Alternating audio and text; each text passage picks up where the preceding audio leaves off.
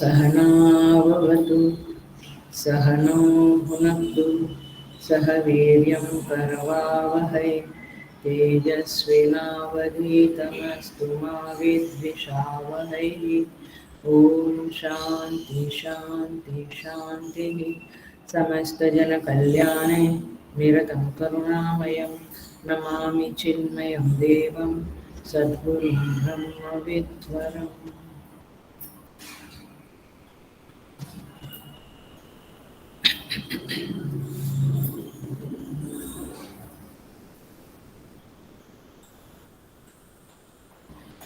So here I welcome all Shweta Upanishad sadhakas online satsang with great love and great respect. हम चतुर्थ अध्याय में आए हैं. So we will start with fourth chapter chanting from shloka number 1.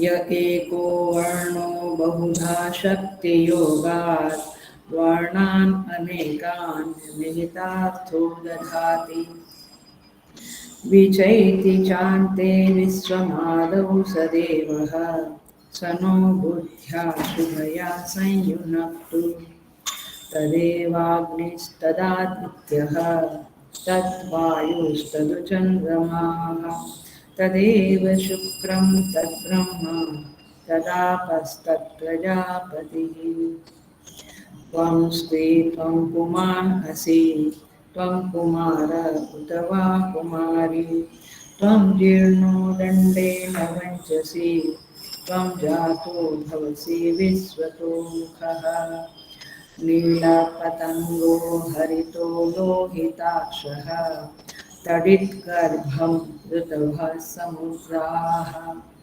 तडिद्गर्भऋतवः समुद्राः अनादिमत्वं विभुत्वेन वर्तसे यतो जातानि भुवनानि विश्वा अजामेकां लोहितशुक्लकृष्णां बहवी प्रजा सुजमानां स्वरूपाः अजूये कोजुषमाणोऽनुषेते जहात्येनां भुक्तभोगामजून्यः द्वा सुपर्णा सयुजा सखाया समानं वृक्षं परिसस्वजाते तयोरन्यः पिप्पलं स्वादु अस्ति अनश्नन् अन्यो अभिजातशीति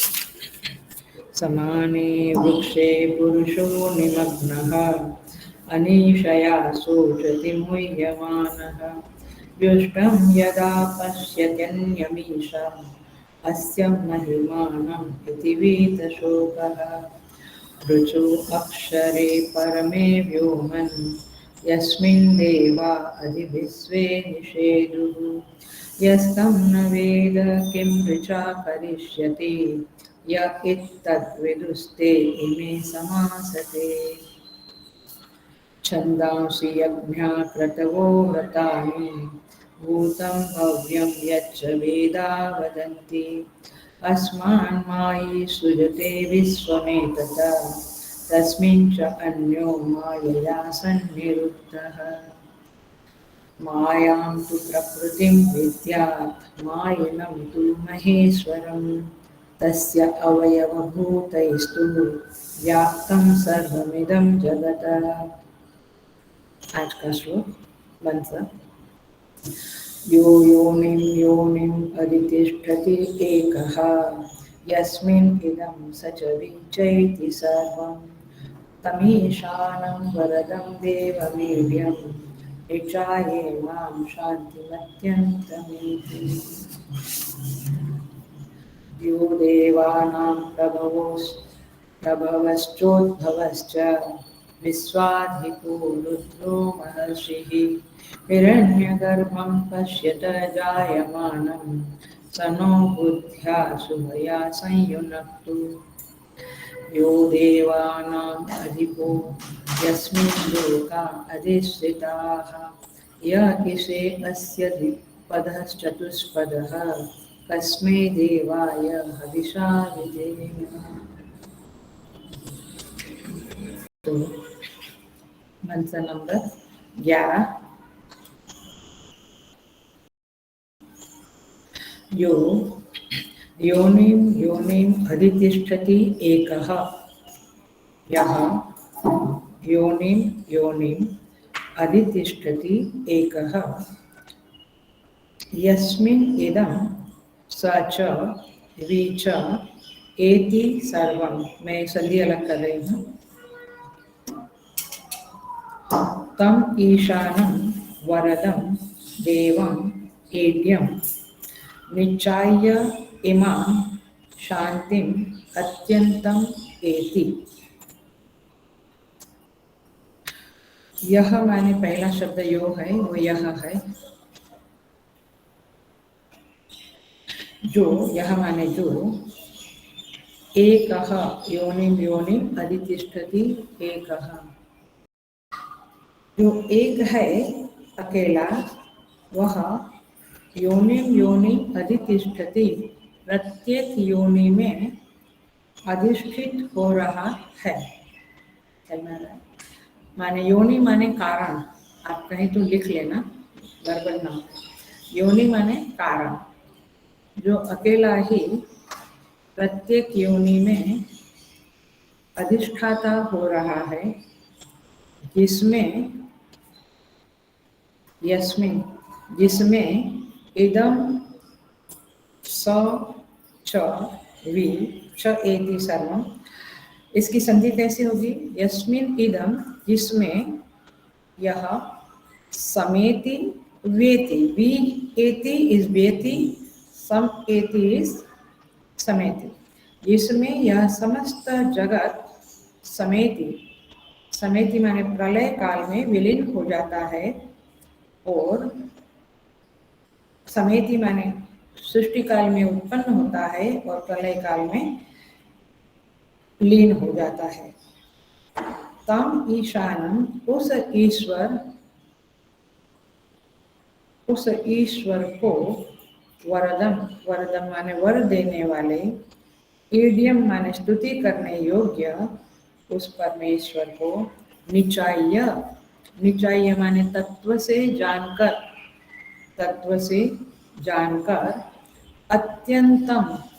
अत्यंतम माने निरंतर बनी रहने वाली, इमाम शांति, इस परम शांति को प्राप्त हो जाता है।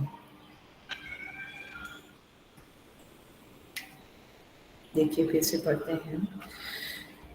जो एक ईश्वर है वह प्रत्येक योनि में का अधिष्ठाता है, प्रत्येक कारण का भी अधिष्ठान है। यस्मिन् इदम समेति च वेति सर्वम, जिसमें इदम सर्वम, ये सारा जगत, समस्त जगत, जिसमें से उत्पन्न होता है और जिसमें लय होता है। ये दूसरा लक्षण मिला आपको। पहला लक्षण क्या था? उस हरेक योनि का अधिष्ठाता है, दैट इज नंबर 1। नंबर 2, जिसमें से समस्त जगत उत्पन्न होता है और जिसमें समस्त जगत लय होता है। ये दूसरा लक्षण दिखाया। ये लक्षण है, ये चतुर्थ अध्याय मैंने कहा था पहले, ईश्वर के बारे में ही है। उस ईशानम, उस ईश्वर को अथवा उस शासन करने वाले, वरदम वर देने वाले, इड्यम स्तुति योग्य, देवम, देव माने परमेश्वर यहाँ पे लेना है, उस परमेश्वर को, निचाय्य माने तत्व से जानकर, उसका निश्चय करके कि वह कौन है, अत्यंतम शांतिम एति, इमाम अत्यंतम शांतिम एति, इस परम शांति को साधक प्राप्त कर लेता है। आया? पहला लक्षण क्या था? योनिम अधितिष्ठति। दूसरा लक्षण क्या? समेति वेति, उत्पन्न होता है उसमें से जगत, उसमें लीन होता है। तीसरा लक्षण क्या है? वह ईशान है, माने शासन करने वाला है, वरदम वर देने वाला, इड्यम माने स्तुति करने के योग्य, वही है देव, परमेश्वर। ये तीसरा लक्षण है, इड्यम वरदम ईशान। अच्छा, ये तीन को अलग अलग करो तो 5 लक्षण हुए। निचाय इमाम शांति अत्यंतमेति, इस ईश्वर को जानकर परम शांति की प्राप्ति होती है।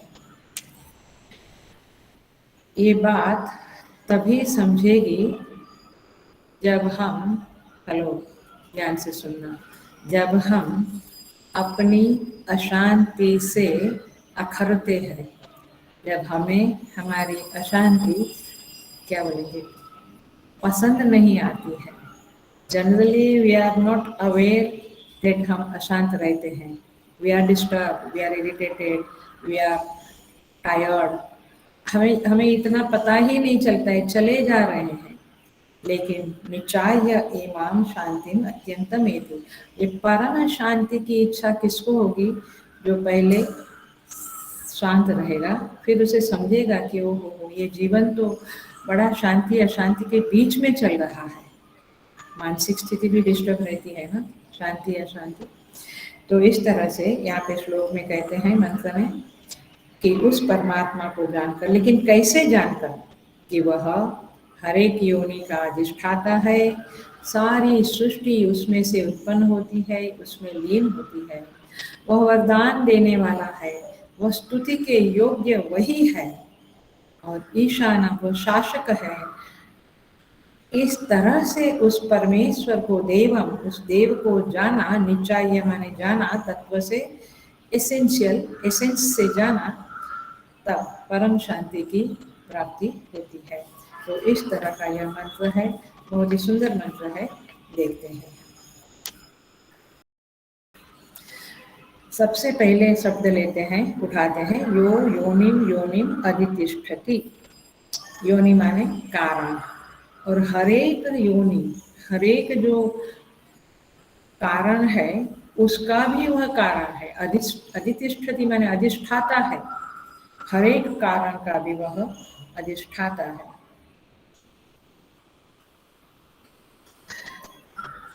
समस्त कारणों का जो अधिपति है और अंतिम कारण है, क्योंकि योनि माने ही कारण,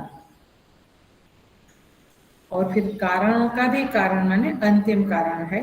वैसे योनि माने हम समझते हैं कि 84 लाख योनि है, प्राणी है, जीव है, राइट? योनि शब्द से यही समझते हैं हम। लेकिन इन सारे जीवों का भी जो कारण है वो परम कारण है, ऐसा ये परमात्मा का पहला लक्षण है। जरा सा देखेंगे हम। कारण का एक लक्षण होता है, कारण में एक लक्षण दिखता है। जो भी कारण है, कारण माने कोज, इंग्लिश जानने वाले को कोज एंड इफेक्ट जो बोलते हैं, कार्य कारण, कोज इफेक्ट, कोज, CAUSE। कारण में एक लक्षण होता है, और वो लक्षण जरूर आप जाने, क्योंकि हमें उस परमात्मा का चिंतन करना है, वेदांतिक चिंतन करना है, इसलिए ये जानना जरूरी है। उपादान कारण हमेशा, नियम बताती हूँ, उपादान कारण हमेशा अपने कार्य की अपेक्षा व्यापक और नित्य अथवा स्थायी होता है। फिर से बोलती हूँ मैं, जो उपादान कारण होता है कोई भी पदार्थ का, वह हमेशा अपने कार्य से, माने उसकी जो इफेक्ट है, कार्य माने इफेक्ट, कारण माने कोर्स, उपादान कारण हमेशा अपने कार्य से सदा नित्य होता है और व्यापक होता है, माने मोर परवेजिंग एंड मोर स्थायी। तो व्यापक और स्थायी होता है, ये नियम है। आपको थोड़ा एग्जांपल देने से समझेगा। जैसे घट है, वो कार्य है, किसका कार्य है? मिट्टी का, सिंपल। तो मिट्टी जो है वो घट की अपेक्षा ज्यादा व्यापक है और ज्यादा नित्य है, राइट। घट तो अनित्य है, कभी भी टूट जाता है, right? और व्यापक कम है, अपना एक घट का जो सीमा है 1 इंच 2 इंच का, या जितना भी लेंथ एंड ब्रेड्थ जितना है उतना है। मिट्टी काफी काफी व्यापक है, समझ में आता है। सो मिट्टी घट से व्यापक है और घट की अपेक्षा नित्य है। ये बातें क्यों कर रहे हैं हम?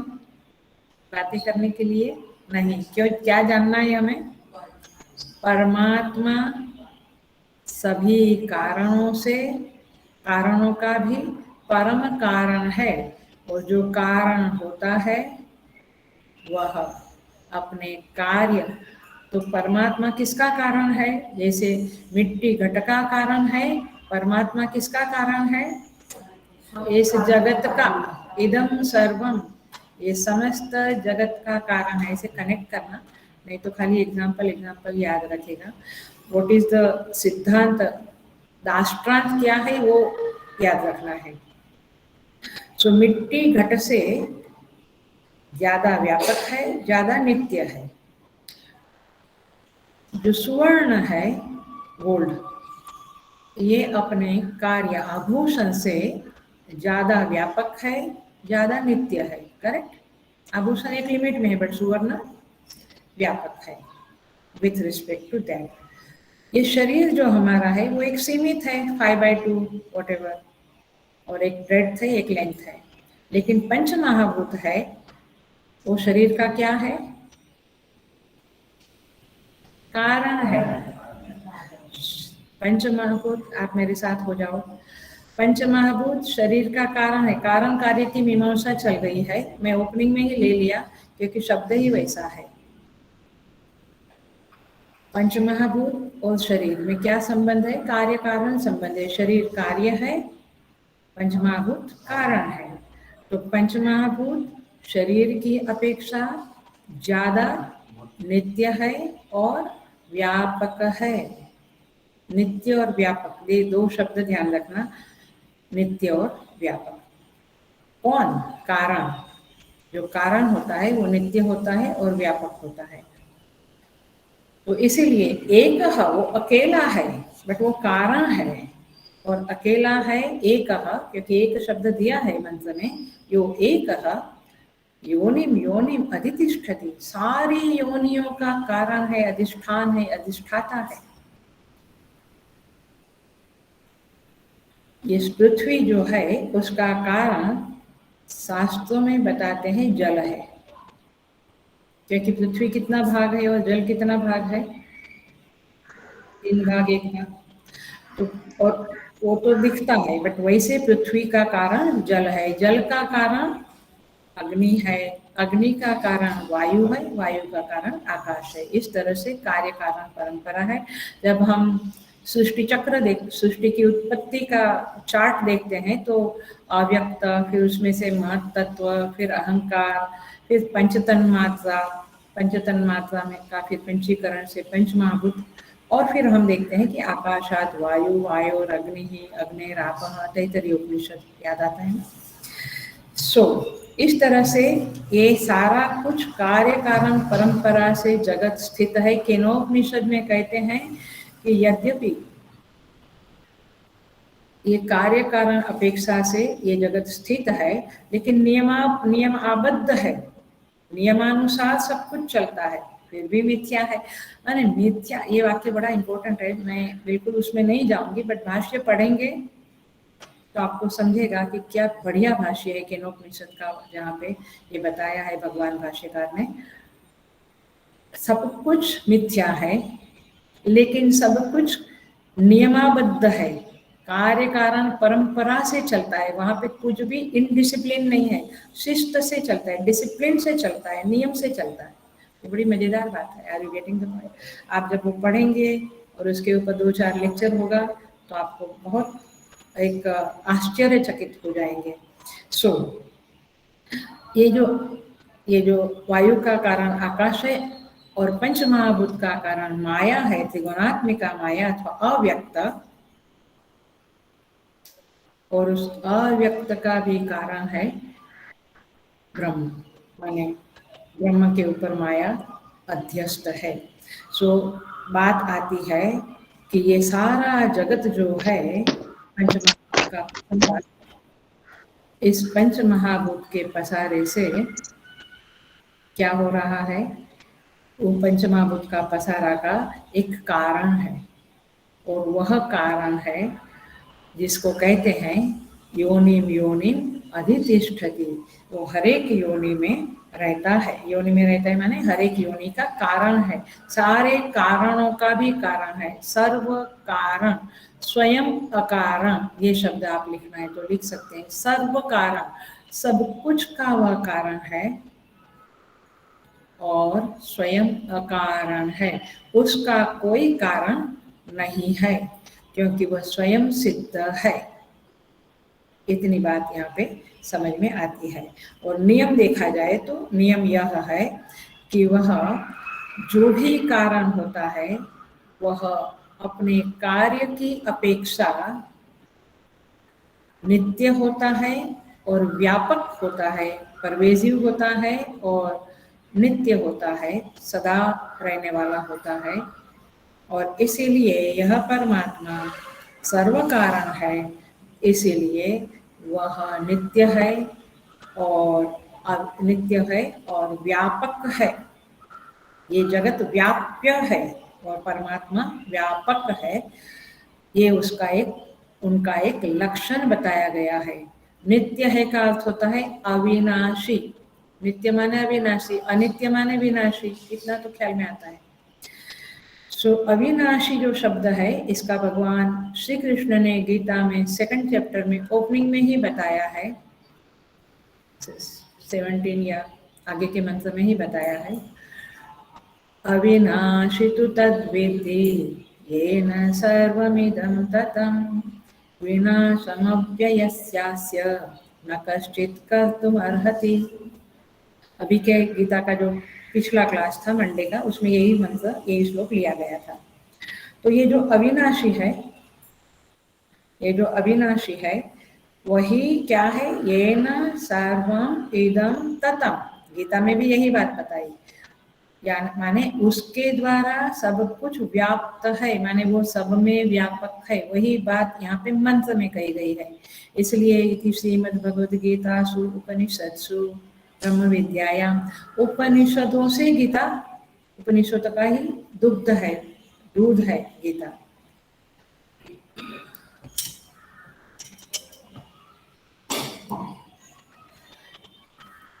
आगे बढ़ते हैं। तो ये कारण है, योनि माने कारण, और सारे कारणों का भी वह कारण है, सर्व कारण वह है। इस तरह से यहाँ पे कहा गया है। पहला लक्षण।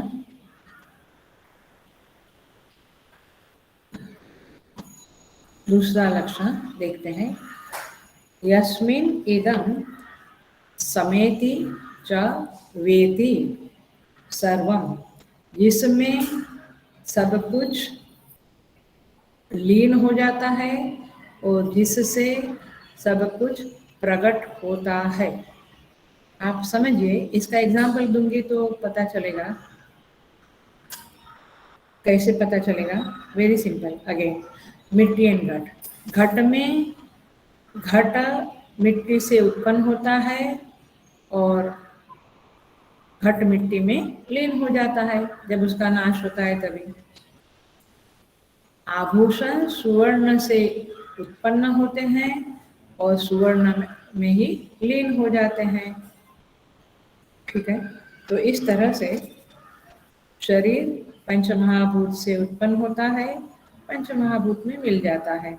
So the point is this, यस्मिन् इदं सर्वं समेति वेति च। ये दूसरा लक्षण है, ये दूसरा लक्षण है। आप यदि वेदांत के संदर्भ में, वेदांतिक वे में निधिध्यासन करने बैठे या मेडिटेशन करने बैठे तो ये सारे लक्षण आपको बहुत उपयोगी होंगे, बहुत उपयोगी होंगे।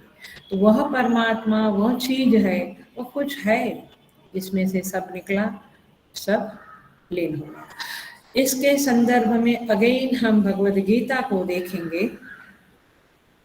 भगवद गीता में भी 8वें अध्याय में प्रभु श्री कृष्ण कहते हैं 18 और 19 नंबर के श्लोक में, अव्यक्तात् व्यक्तयः सर्वाः प्रभवन्त्यहरागमे प्रभवन्ति अहरागमे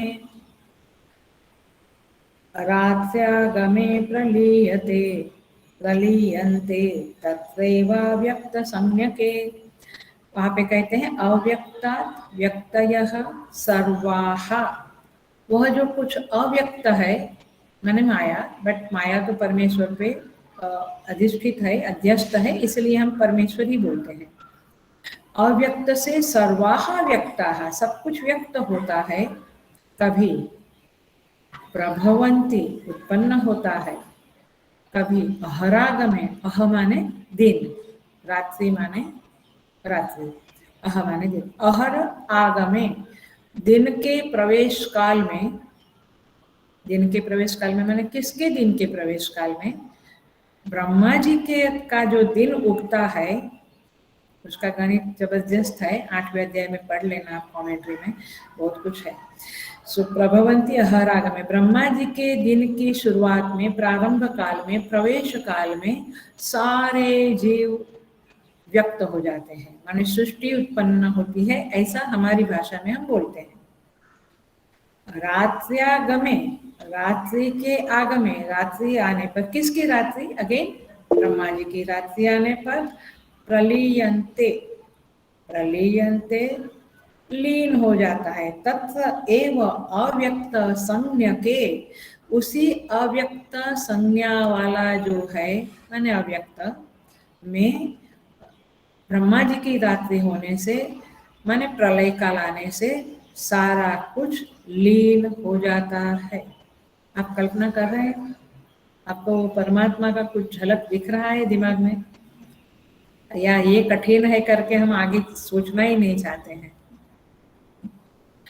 सोचिएगा, you have to grasp it in your mind, तब तो परमात्मा का रियलाइजेशन इज नॉट, जब आपकी चित्त वृत्ति, आपकी बुद्धि इतनी सूक्ष्म और शुद्ध बनेगी कि ये जो गीता में कहा है वो आपके चित्त में कम से कम अभी प्रकट होना चाहिए, ये बात आपके चित्त में ग्रास्प होनी चाहिए, ये विजुअलाइजेशन होना चाहिए, तब जाके रियलाइजेशन होगा। अभी सुनते सुनते विजुअलाइज कीजिए आप।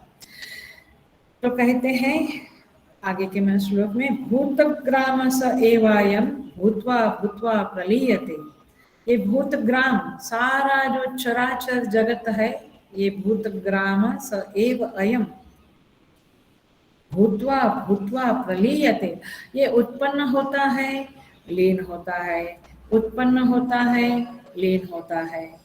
कौन? ये सारी सृष्टि, सारे जीव, चराचर जगत।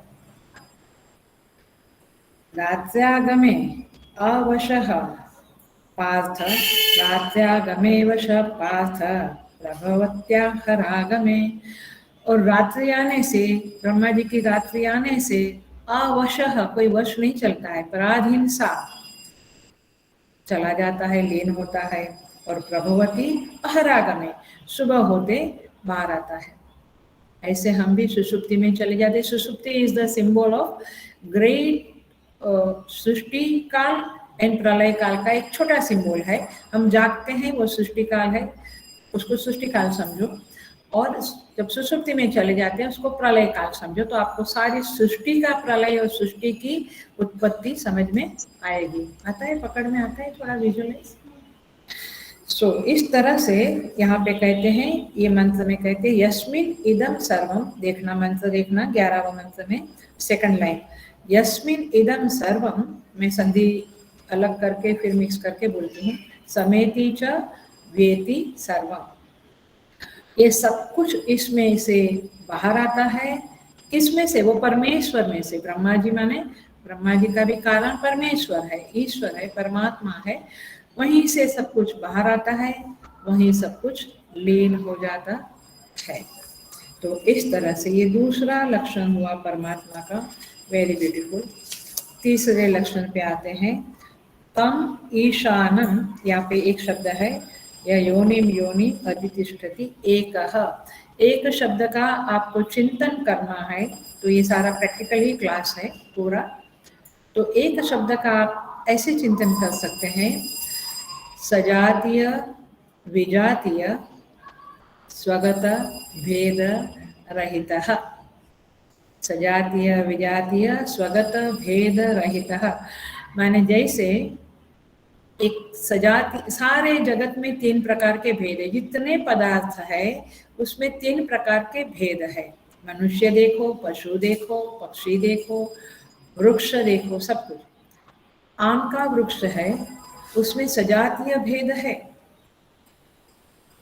सजातीय भेद माने एक आम का वृक्ष है, एक एप्पल का माने एक वट वृक्ष है, एक पीपल का वृक्ष है, अलग अलग जाति जाति में भी फर्क है। विजातीय भेद है, वृक्ष है और उससे विजातीय क्या है, पशु है, पक्षी है, मनुष्य है। और स्वगत भेद है, एक वृक्ष में स्वगत अपने आप में भेद है, कुछ डालियां है, कुछ पत्ते हैं, कुछ मूल है, कुछ फूल है, फल है, ठीक है। तो स्वगत भेद है, सजातीय भेद है, विजातीय भेद है। लेकिन परमात्मा क्या है, कौन है, जहाँ पे भेद रहित, तीनों भेद उसमें नहीं है, ना उसके जैसा कोई है, ना उसके अलावा कोई है, ना उसके अंदर कुछ भेद है।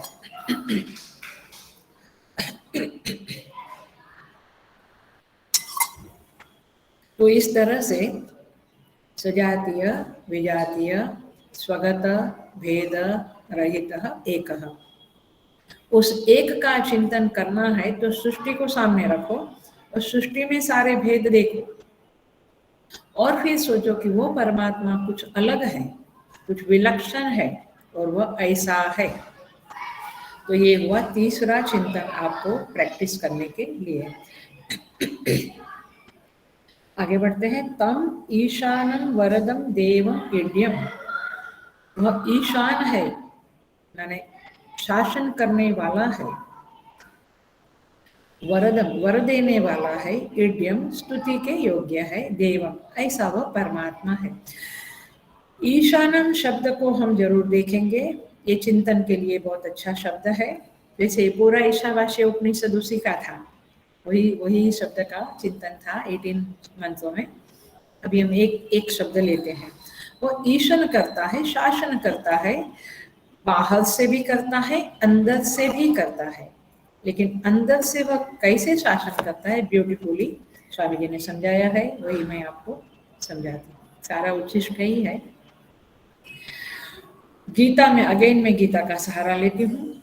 श्रीमद् भगवत गीता में ये चौथा चिंतन का टिप्स, आज की भाषा में बोले तो, वैसे मुझे अच्छा नहीं लगता ये सब शब्द, टिप्स दे रही हूँ, प्रैक्टिकल टिप्स।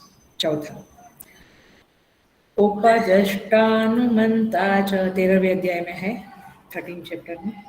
उपदष्टानुमंता च भक्ता भोक्ता महेश्वरः, परमात्मेति चाप्युक्तः देहेऽस्मिन् पुरुषः परः।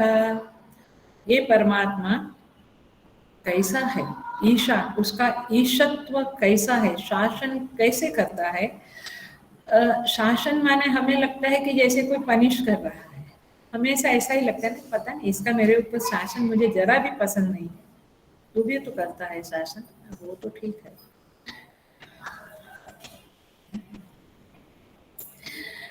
उपद्रष्टा, देखिए प्यारा है, ये सारा परमात्मा के लक्षण है, बट ईशान शब्द के संदर्भ में मैं बोल रही हूँ ये मंत्र, ये श्लोक। उपद्रष्टा है, उसका शासन का भी क्या बोलेंगे, वेरिएशन देखिएगा, उसके एंगल्स देखिएगा कैसे है। उपद्रष्टा है, वो उपसमीपे, वो बिल्कुल अपने हृदय में दृष्टा के रूप, उप माने समीपे, और सबसे समीप क्या है, मैं खुद ही हूँ, मेरे पास ही वो बैठा है अंदर हृदय में, तो देखता रहता है, दृष्टा के रूप में रहता है। कब कब वो दृष्टा के रूप में रहता है, जब हम बहुत बहिर्मुख होते हैं तभी। हेलो, वैसे तो वो स्थित है वहां पे, लेकिन दृष्टा केवल साक्षी के रूप में वो रहता है। कब, जब हम बहिर्मुख होते हैं तभी, बिल्कुल उपसमीपे व्यवधान रहित सन, दृष्टा, उसको कोई व्यवधान नहीं है, वो देखता रहता है। उपदृष्टा अनुमंता, देखो ये भी उसकी शासन की एक पद्धति है। अनुमंता का अर्थ होता है हमें सम्मति देने वाला। अनुमति माने सम्मति, माने कंफर्मेशन अथवा निषेध। यस कहता है या नो कहता है अंदर बैठ के, ठीक है, ये भी हमारा प्रैक्टिकल अनुभव है। तो निषेध करता है यदि, या फिर सम्मति कंफर्मेशन देता है कि what you are doing is fine. तो आप जो बोलते हैं यद वदंती, देखना ये थोड़ी मैं सटल में जा रही हूँ क्योंकि ये उपनिषद है तो अच्छा लगेगा थोड़ा सूक्ष्मता में जाना, डीपर जाना। भाष्यकार कहते हैं यद वदंती यद इच्छन्ति च अनुमोदित निर्ममः। ये बड़ा ही गहरा है, समझने वाले समझ जाएंगे। निर्ममः शब्द बड़ा इंपॉर्टेंट है। वो ममता नहीं रखता है, अनुमति देने में उसका कोई ममता नहीं है। हम लोग पकड़ में आ रहे हैं, अनुमति देते हैं उसमें भी ममता है, अनुमति नहीं देते हैं वहां भी कहीं कुछ ममता वाला मामला है ना। आप प्रैक्टिकल देखिए। लेकिन परमात्मा निर्मम, क्या भाष्यकार बोलते हैं चीजों को, निर्ममः ममता रहित, जो आप इच्छा करते हैं। हेलो, यहाँ भी थोड़ा डीपर गया। जो आप बोलते हैं माने हमारे अंदर एक कामना होती है और एक वाणी भी अंदर अंदर चलती है। यद इच्छन्ति यद इच्छति यद इच्छन्ति यद वदन्ति जनाः, लोग कुछ बोलते हैं कुछ इच्छा करते हैं, स अनुमोदित किंवा न अनुमोदित निर्ममः, ममता रहित होकर वो हमें सम्मति देता है या नहीं देता है, ये उसका एक प्रकार का ईशनशीलता ही है। ये उसका, इस परमेश्वर का ये लक्षण है। और इसीलिए जब भी वो मना करता है, आप एक पॉइंट साइड का है बट मैं बोल देती हूँ क्योंकि आपको कनेक्शन मालूम पड़ेगा। जब वो निषेध करता है, हमारी बात को अप्रूव नहीं करता है, he is not giving an approval, हम उसकी बात को अनसुनी कर देते हैं, तभी वह कुछ करता नहीं है। लेकिन हमें वो स्वतंत्रता दी गई है क्या, कि हम जो चाहे वो करें। इसलिए कर्मण्येवा अधिकारस्ते मां फलेषु कदाचन। लेकिन फिर उस कर्म का आपने अनसुनी किया उसकी बात का, फिर उस कर्म का वो फल देने के लिए वो स्वतंत्र है। कर्म करने के लिए हम स्वतंत्र हैं और इसीलिए वहां पे उसका शासन चलता है। आर यू गेटिंग द शासन? मैं पूरा बिगनिंग से एंड तक शासन वाली बात कर रही हूँ। नॉट ओनली खाली वो डंडा लेके मारता है या परिस्थिति देता है, ऐसा नहीं। आपकी इच्छा को अनुमोदन करना या ना कहना, ये भी एक प्रकार का शासन है। और फिर आप नहीं मानते हैं, आप अपना कर्म करते हैं, तो फिर उसका फल वह देता है और इस तरह से शासन करता है। भक्ता भोक्ता महेश्वर, ये भी उनका शासन का एक तरीका है। वो भक्ता है, वह भोक्ता है, वह महेश्वर है। महेश्वर माने महान शासक है। तो इस तरह से ईशान शब्द है। वरदः, वो वरद माने वरदान देने वाला है, भक्तों की अभिलाषा को पूर्ण करने वाला है, संकल्प को पूर्ण करने वाला है और भोग भी देता है, मोक्ष भी देता है। जो जिसको चाहिए वो सभी वर, सभी वरदान वह देता रहता है, इसलिए उसका नाम है वरदम। इड्यम, इड्यम शब्द का अर्थ है, मैं आगे के शब्द पे चली गई। इड्यम शब्द का अर्थ है वेद पुराण इतिहास सभी उनकी स्तुति करते हैं और इसलिए वह स्तुति योग्य है। साधक को भी उसकी स्तुति करनी चाहिए। वैसे तो हम लोग जो करते हैं ये शिव महिमा, विष्णु सहस्त्रनाम, ललिता सहस्त्रनाम, ये सब पाठ जो करते हैं, ये पाठ एक प्रकार से स्तुति है। स्तोत्र शब्द स्तुति से ही आया है, स्तुति को ही स्तोत्र कहा गया है। कोई ना कोई ऋषि उसके, जैसे विष्णु सहस्त्रनाम भीष्म पितामह के मुख से निकला हुआ है, और इसी तरह से शिव महिमना पुष्पदंत महाराज के मुख से निकला हुआ है। तो इस तरह से ये इडियम है। सारा श्रीमद् भागवत आप देख लीजिए, कितनी सारी स्तुतियां हैं, प्रहलाद जी, ध्रुव जी, बहुत सारे, रावण भी स्तुति करता है, रावण का भी स्तोत्र फेमस है। तो इस तरह से स्तुति होती है, इडियम व स्तुति के योग्य होता है, योग्य है। तो आगे बढ़ते हैं। तो तम ईशानम वरदम देवम एड्यम निचाय्य इमाम शांतिम अत्यंतम केति। निचाय्य शब्द का अर्थ है, देखिए, निचाय्य शब्द का अर्थ है तत्व से जानकर, अर्थात निश्चय करके। आवरण और विक्षेप का जब नाश हो जाता है, दोनों नष्ट हो जाते हैं जीव के अविद्या से, तब जाकर निश्चय होता है। और इसलिए निश्चय करके, अर्थात साक्षात अपरोक्ष रूप से, निचाय्य शब्द में ये भी एक हिंट है, साक्षात अपरोक्ष रूप से जब उसको जान लेता है। परमात्मा को जानना माने अपरोक्ष रूप से ही जानना होता है। परोक्ष रूप से तो एक नॉलेज है, एक हमें ज्ञान है, परोक्ष ज्ञान है, लेकिन अपरोक्षतया जब हम उस परमात्मा को जान लेते हैं, कैसे? वह सर्वव्यापी है, वो सर्वव्यापी है, इसीलिए वह आपसे दूर नहीं है, वह आपका आपा ही है, यानी is the essence of you, yourself. आता है समझ में? एसेंस ऑफ यू माने वह आपका आपा ही है। तो वो दूर कैसे है, उसको हम दूर कैसे कल्पना करें? अभी भी जब मैं बोल रही हूँ तो वो हृदय में ही बैठा है, वह सुन रहा है, सबके हृदय में बैठकर वो सुन रहा है, और इसलिए वो सर्वव्यापी है। ये आप पकड़ लीजिए इसको, और जितना हो सके उतना बार दिन में इन मंत्रों का मंथन कीजिए, मनन कीजिए, इन मंत्रों का स्मरण करें कम से कम। तो इस तरह से वह आपसे दूर नहीं है, अपरोक्ष रूप से वह आप ही है, स्व ही है। ऐसा तत्व से जानना, इसको कहते हैं निचाय्य। ये शब्द का ये स्पेशल टेक्निकल वर्ड है, इसका ये अर्थ है। तो क्या प्राप्त करेगा जब ऐसे जान लिया उस परमात्मा को जीव ने? अभी हमें बहुत कुछ और जानना बाकी है, तो फिर ये नहीं जान सकोगे। सब कुछ जानने को एक लिमिट बना दो कि बस जान लिया, संसार में जो कुछ है जान लिया, अब इसको जानना है, इस परम तत्व को जानना है, परमात्मा को जानना है, स्वयं मुझको जानना है।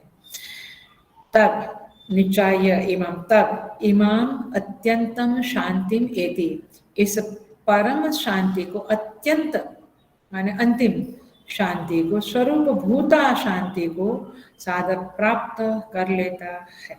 इसे कहेंगे शांति की प्राप्ति, और ये उसका लक्षण है कि उनको जान लिया तो स्वरूप भूता शांति आपको प्राप्त होगी। विहाय कामान्य सर्वान् पुमाश्चरति निस्पृहः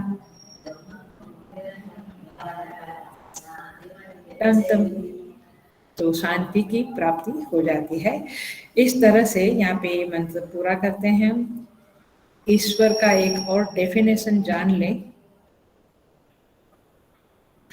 ईश्वर ईशनशीलः ईश्वर, तो इस तरह से यहाँ पे ईशान शब्द का हमने डिटेल में बोला, और बाकी के शब्द थोड़े थोड़े करके पूरा किया। हम आगे के मंत्र में प्रवेश कर लेते हैं। आगे का मंत्र जो है वो बेसिकली तीसरे अध्याय का चौथा मंत्र है। मैं देखती हूँ। यो देवानां प्रभवश्च उद्भवश्च विश्वाधिपः रुद्रः महर्षिः, यहाँ तक ठीक है। हिरण्यगर्भम तीसरे अध्याय के चौथे मंत्र में है जनया मास पूर्वम, यहाँ पे है पश्यत जायमान, मीनिंग सेम है और चौथी पंक्ति सेम है, सनो बुद्धिया शुभया संयुनक्तु। जो रुद्र सारे इंद्रादि देवताओं को उत्पन्न करने वाला है और उनको बढ़ाने वाला है, तथा जो सबका अधिपति है और महान ज्ञानी, महर्षि माने महान ज्ञानी है, जिसने सबसे पहले उत्पन्न हुए हिरण्यगर्भ को देख लिया है, वह परमेश्वर हमें शुभ बुद्धि से संयुक्त करे। ये डीटो टू डीटो तीसरे मंत्र का, तीसरे अध्याय का चौथा मंत्र है, इसलिए हम उसको हमने अच्छी तरह से देखा है, हम उसको स्किप करके आगे बढ़ते हैं क्योंकि सेम रिपीटेशन होगा। 13वां मंत्र है यो देवानां अधिपः, जो देवताओं का अधिपति है। नंबर 1 अगेन परमात्मा के लक्षण चालू हो गए हैं। कितना सारा हमें चिंतन करने के लिए है। देवताओं का अधिपति है। यस्मिन् लोका अधिश्रिताः, जिसमें से, यस्मिन् माने जिसमें से अथवा जिसमें, लोकाः अधिश्रिताः समस्त लोक, अधिश्रिता माने सब प्रकार से आश्रित है। पहली लाइन है देवताओं का अधिपति है, दूसरी लाइन क्या कहती है, जिसमें सारे लोग आश्रित है, माने सबका आश्रय है वो।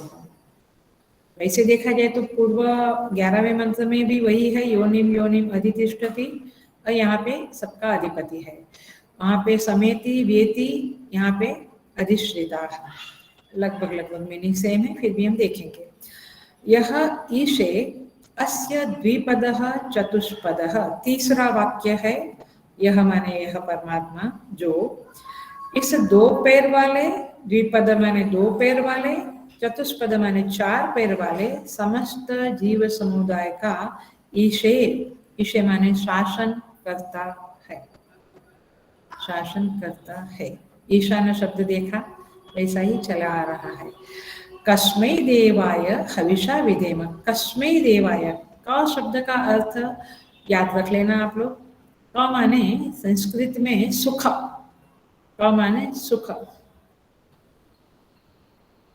तो सुख अथवा आनंद, तो आनंद स्वरूप देवाय परमेश्वर की हविषा विधेम, हम हविषा माने द्रव्य अर्पण करना, श्रद्धा भक्ति पूर्वक भेंट समर्पण करके, विधेम पूजा करें उस परमेश्वर की, हम कुछ समर्पित करके, द्रव्य भेंट समर्पित करके उस परमेश्वर की, उस आनंद घन परमेश्वर की हम पूजा करें, ऐसा श्रुति माता हमें आदेश देती है। क्या मैं, श्रुति माता हमें आदेश देती है। क्या आदेश देती है?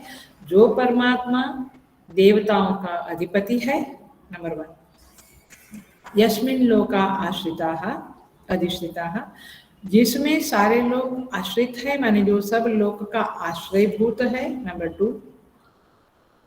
नंबर 3 द्विपद और चतुष्पद, माने 2 पैर वाले और 4 पैर वाले जितने जीव है, सभी जीवों का यह ईशे, ईशनशील है, माने शासन करता है। चौथी लाइन है, उस आनंद घन परमात्मा का हम भेंट देकर, द्रव्य कुछ समर्पण करके, हविष समर्पण करके हम उनकी पूजा अर्चना करें, ऐसा यहाँ पे कहा गया है।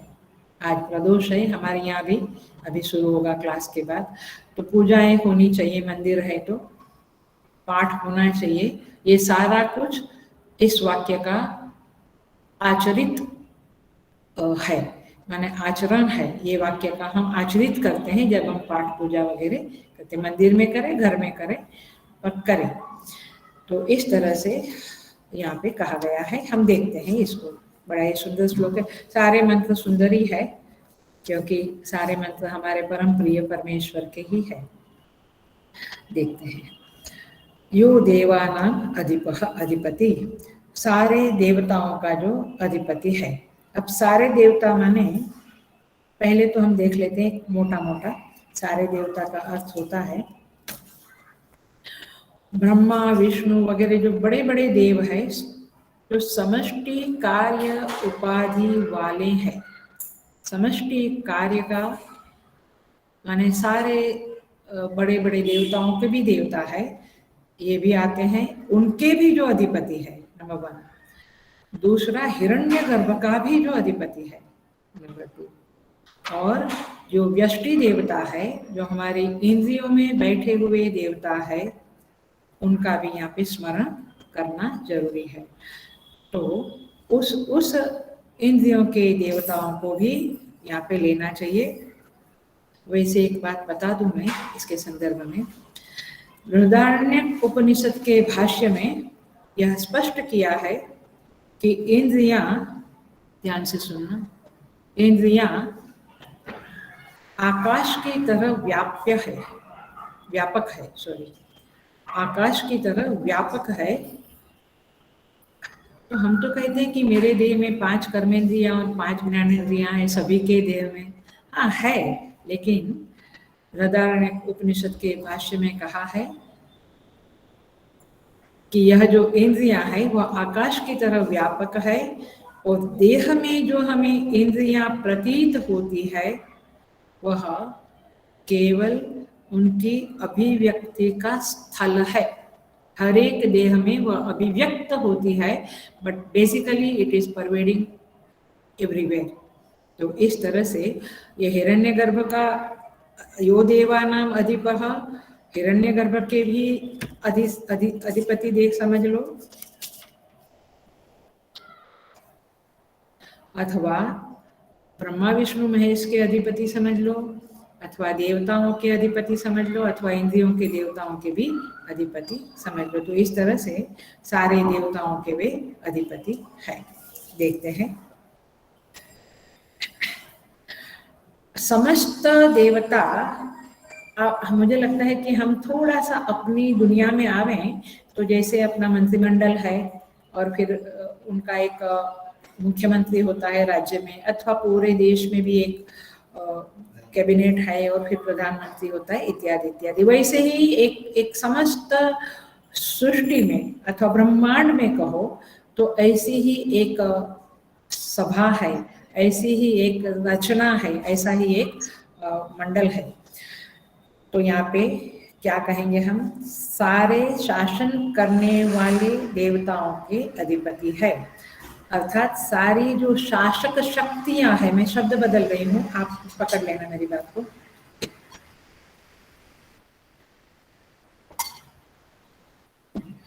सारी शासन करने वाली शक्तियां जो है उनका वह अधिपति है। वेदों में भी इन शक्तियों का, शक्ति माने देवी या ऐसा नहीं लेना, जो शासन करने वाली शक्ति माने देवी देवता सब कुछ आएगा उसमें। वेदों में भी इसकी चर्चा की गई है, तो उसका निषेध वेदों में नहीं है। तो इसलिए जैसे मानवीय व्यवस्था में शासक और उसके ऊपर शासक और उसके ऊपर शासक होते हैं, वैसे दैवी शासन भी उसी तरह से है। इस बात का पुराण कंफर्मेशन देता है, सारे पुराण जो है उसमें ये बातों का कंफर्मेशन अथवा सूचना मिलती है। ये कहानी नहीं है, ये सच्चाइयां है। पुराण कोई कहानी नहीं है। पुराण क्या है बता दूं, पुराण वेदानाम उपबृहानम पुराणाः, ऐसा कहते हैं। उपबृहानम माने विस्तार, वेदों का उपबृहनम, वेदों का विस्तार ही पुराण है।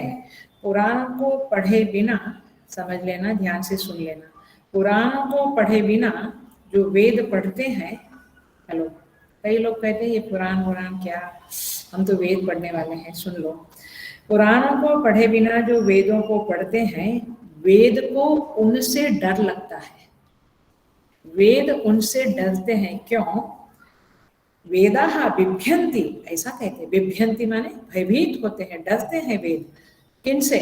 जो पुराण पढ़े बिना वेद पढ़ते हैं। क्यों डरते हैं?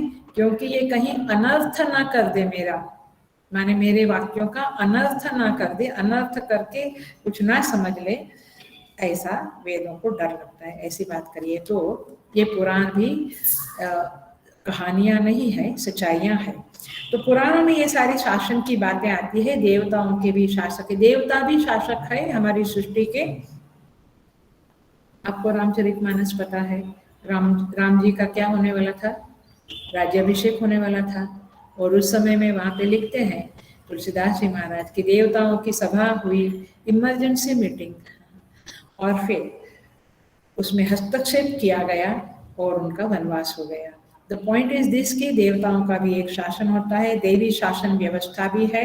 वो 33 करोड़ देवता है, कोटि जो बोलते हैं 33 कोटि देवता है, तो करोड़ ना लेवें उसको, 33 टाइप्स ऑफ देवता कहें, और फिर उन 33 में अनेक अनेक अनेक नीचे नीचे नीचे और ब्रांचेस है। तो 12 आदित्य है, 8 वसु है, 11 रुद्र है, 2 अश्विनी कुमार है, इस तरह से 33 है। 12 आदित्य, 8 वसु, 11 रुद्र, 2 अश्विनी कुमार। तो इसीलिए ये सारे देवता है, बट सारे देवताओं का जो अधिपति है वह परमेश्वर है, वो देवों का भी देव है, और इसीलिए उनका शासन इज अ फाइनल शासन।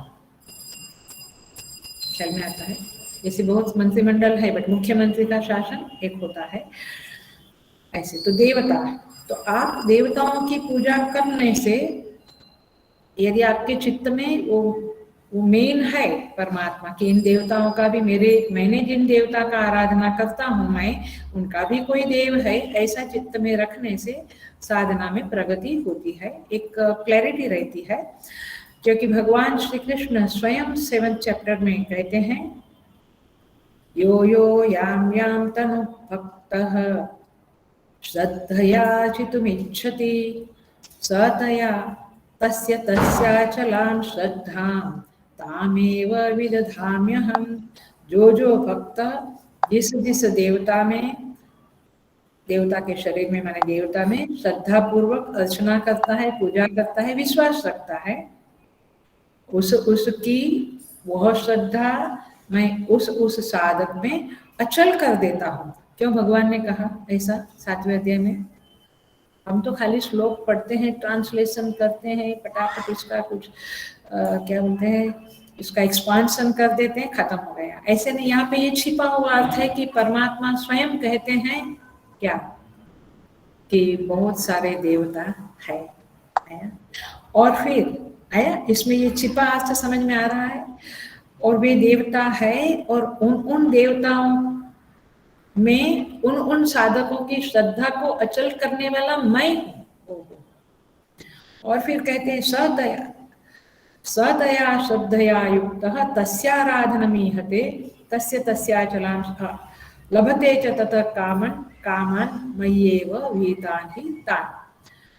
उस श्रद्धा से युक्त हुआ वह जो होता है और वो आराधना करता है, तो उसको जो फल देना है वो उस देवता के द्वारा उसको मिलता है।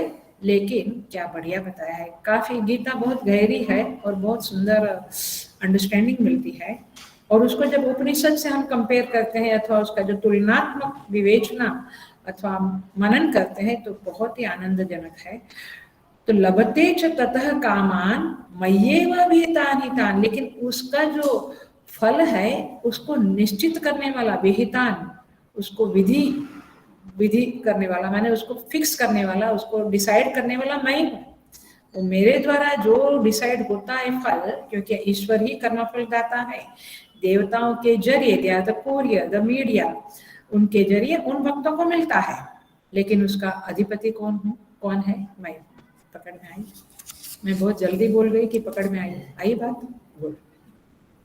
सो इस मंत्र में, इस श्लोक में गीता के ये बात छिपी है कि सारे देवतागण है, और यही बात मैं यहाँ पे कनेक्ट कर रही हूँ कि यो देवानां अधिपः, देवता जगत है, देवता है, और उनका अधिपति ईश्वर है जो कर्मफल दाता है। उन देवताओं की आराधना जो भक्त करते हैं, उनको लगता है कि उन देवता ने उनको फल दिया, लेकिन they are only a courier service, परमेश्वर उसका फल प्रदाता है।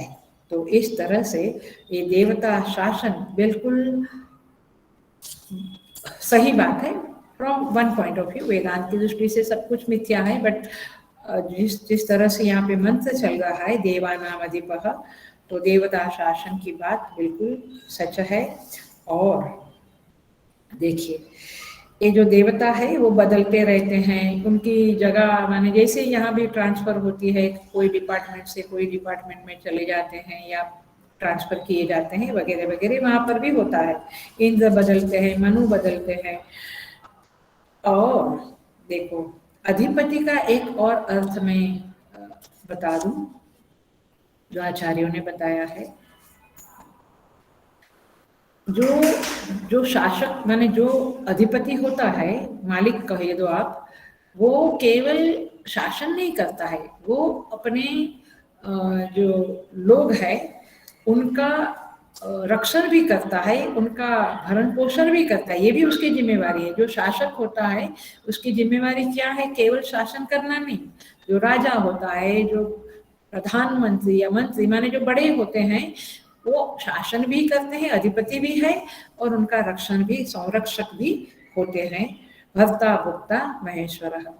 तो इसका भी एग्जाम्पल हम देवे, यो देवानाम अधिपः शब्द को ही मैं पकड़ के चल रही हूँ अभी भी।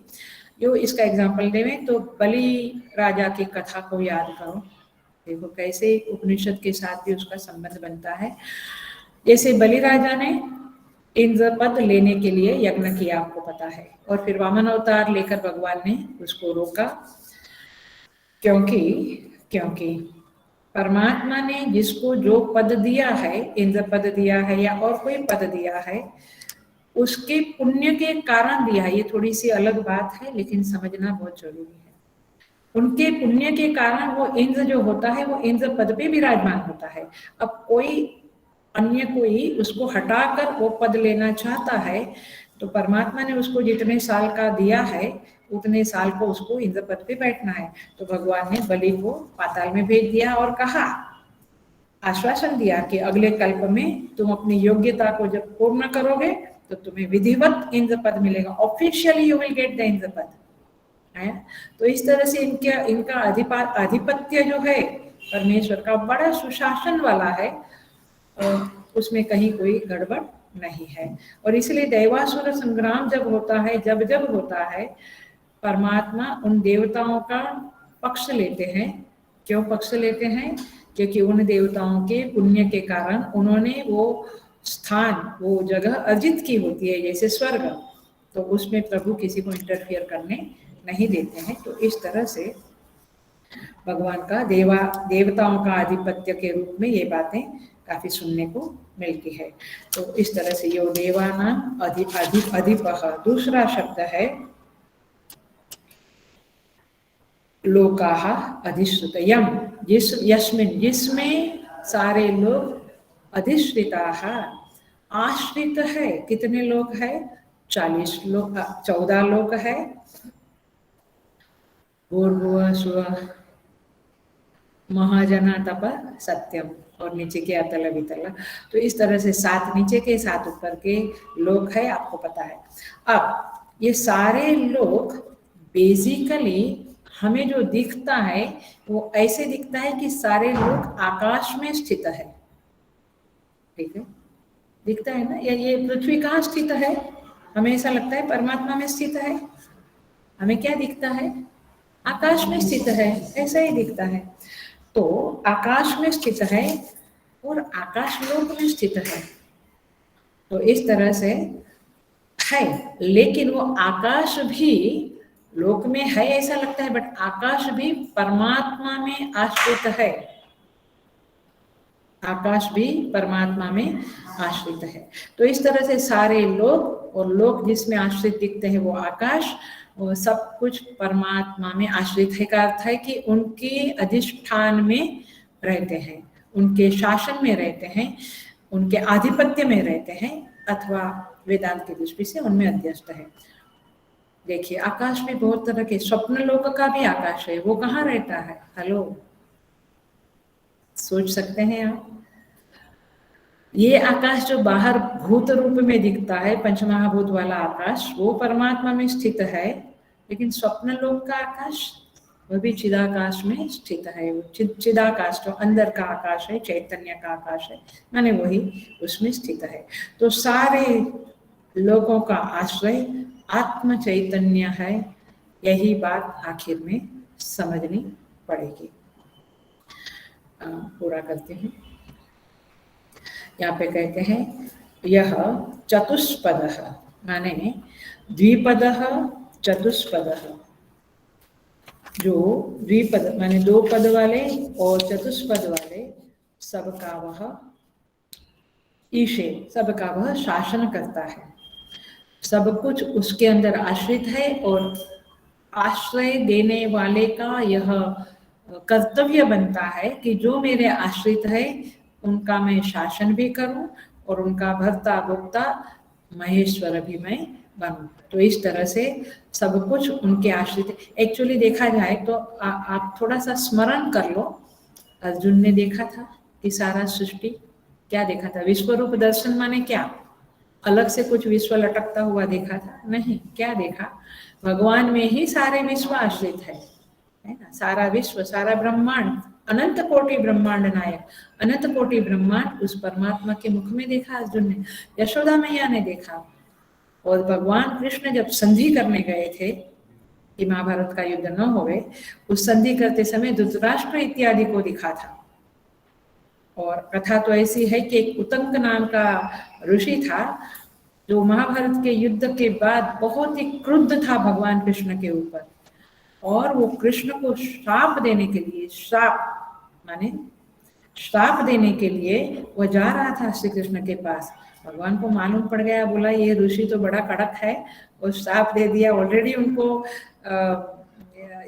गांधारी का श्राप तो मिल ही चुका था, याद है आपको कथा। तो भगवान ने बड़ा विचित्र प्रयोग, कथा आती है महाभारत में, बड़ा विचित्र प्रयोग किया। भगवान ने ब्राह्मण का रूप लिया और बीच में यूरिनेशन के लिए बैठ गए, और फिर वो क्रॉस नहीं करते हैं। एक नियम होता है कि कोई वो क्रिया कर रहा है तो उसको क्रॉस करके आगे नहीं जाना। तो उतंक ऋषि खड़े रहते हैं और इनका चालू ही है, चालू महासागर बन गया। उतंक ऋषि को लगा ये तो कोई कुछ तो है। तो फिर भगवान को पूछा कि आप भगवान, आप ब्राह्मण नहीं है, आप प्रभु ही लगते हैं। भगवान ने अपना विराट रूप उत्तंक ऋषि को भी दिखाया, ऐसा महाभारत में कथा है। So the point is this कि भगवान परमेश्वर में ही सब कुछ आश्रित है, और इसलिए वे अपना विराट रूप किसी किसी भक्त को दिखा देते हैं। तो सारे लोगों का आश्रय है। द्विपद चतुष्पद का ईशनशीलता उनमें है, ये तो हमें पता ही है। कैसे पता है हमें कि वे हमारा शासन कर रहे हैं?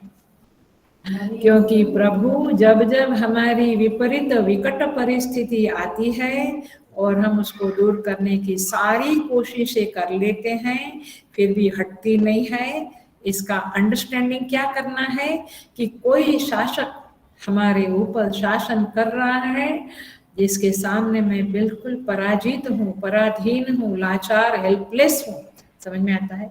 तो ये कोई बातें नहीं है, ये अनुभव है हमारे कि हमारी परिस्थितियां बड़ी विकट कभी कभी आ जाती है। तो उनका शासन द्विपद माने मनुष्य और पक्षी, उनको द्विपद, दो पैर होते हैं।